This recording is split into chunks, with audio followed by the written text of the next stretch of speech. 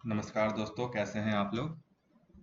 मैं यहाँ shift one paper electronics का डिस्कस करने जा रहा हूँ। जो भी क्वेश्चन मुझे डाउटफुल लगा है वो, तो चलिए शुरू करते हैं। ये देखिए, ये क्वेश्चन नंबर ये 29 है मेरे में। आप लोग में अलग अलग हो सकता है सीरियल वाइज। आप देख सकते हैं, the glass panel used in green house is known to retain heat. और इसका आंसर ह्यूमिडिटी भी होगा, दोनों आंसर होगा। देखिए, इसका प्रूफ है मेरे पास।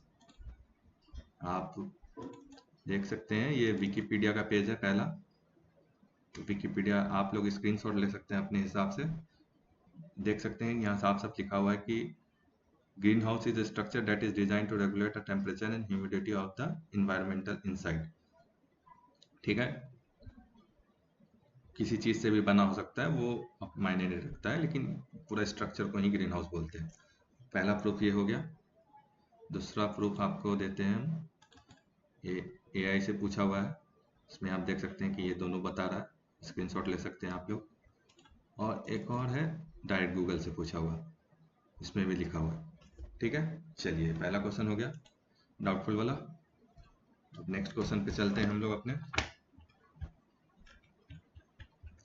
नॉन टेक में सिर्फ एक ही डाउटफुल था और सब सही ही था। टेक्निकल में ये देखिए क्वेश्चन नंबर 45, ये वाला ईडी करंट वाला। तो आप लोग देख सकते हैं इसमें थिकनेस लिखा हुआ है, लेकिन इसका आंसर भी दोनों होगा।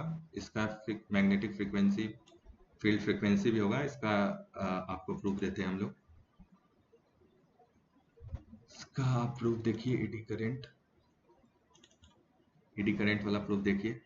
ये पूछा हुआ है इसरो में बैक ईयर पेपर में टेक्स्ट बुक पे। तो आप देख सकते हैं इसका लिखा हुआ है स्क्वायर ऑफ फ्रीक्वेंसी। इसका फार्मूला दिया हुआ है, इसका पूरा सोल्यूशन दिया हुआ है। पावर एडी करंट लॉस कैसे प्रोपोर्शनल होता है फ्रीक्वेंसी एंड विथ दोनों पे। ठीक है, ठीक, ये हो गया। इसका और भी प्रूफ है, वो काफ़ी है। ये तो एआई से पूछा हुआ है, स्क्रीनशॉट ले सकते हैं आप।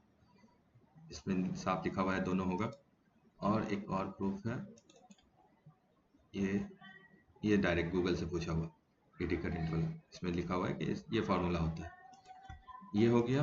अब चलिए अपने नेक्स्ट पे चलते हैं। ये 47, ये आंसर गलत मार्किंग है। देखिए, ये देख सकते हैं आप लोग, एड्रेस डिकोडिंग है। इसका प्रूफ देते हैं हम।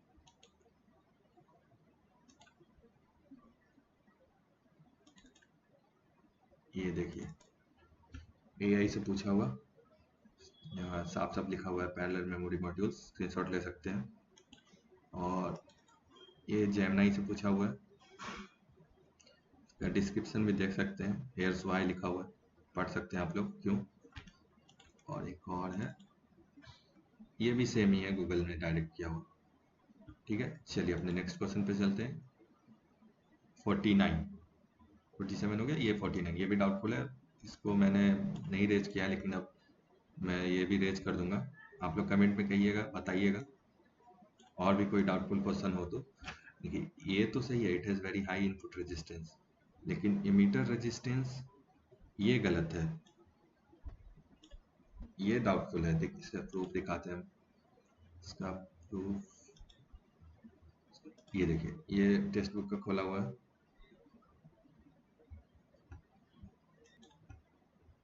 ये देख सकते हैं, इसमें टेक्स्ट बुक पे साफ साफ देख सकते हैं आप।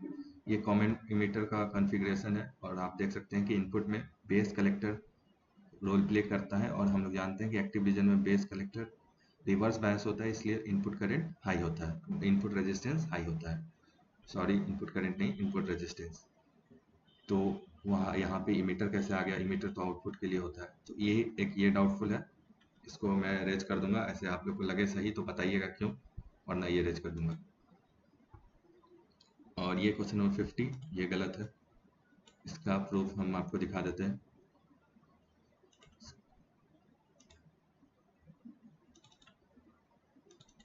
ये मेड एआई का आंसर है, स्क्रीनशॉट ले सकते हैं, कंक्लूजन में भी बताया हुआ है, रीजन बताया हुआ है। और दूसरा जेमिनी से पूछा हुआ है, हेयर्स वाई आप पढ़ सकते हैं क्यों। और एक और है, ये भी डायरेक्ट गूगल से पूछा हुआ है।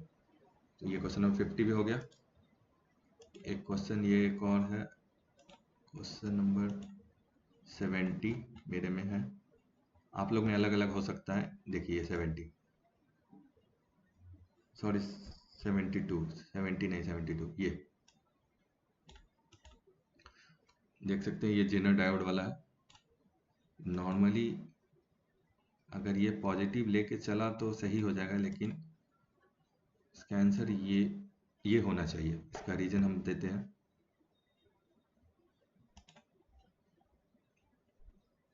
देखिए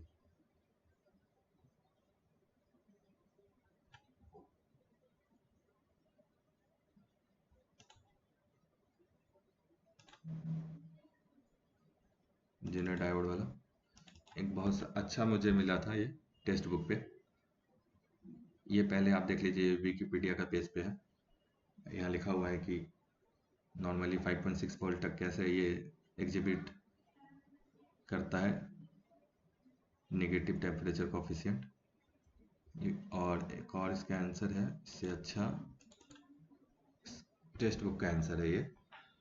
देख सकते हैं यहाँ साफ साफ लिखा हुआ है कि consequently the required breakdown voltage decreases as the temperature increases। इसको जूम कर देते हैं हम, आप लोग को दिख रहा होगा। Thus the Zener breakdown has negative temperature coefficient। यहाँ पता चल रहा है आपको साफ साफ कि required breakdown voltage decreases as temperature increases, clearly Zener breakdown के लिए। तो एक ये हो गया। और क्वेश्चन नंबर 49 में भी एक डाउट था। 49 बता दिए हम क्या? हाँ ये बता दिए 49।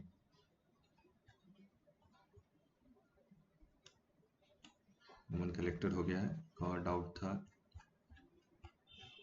ये 99। Which of the following is correct?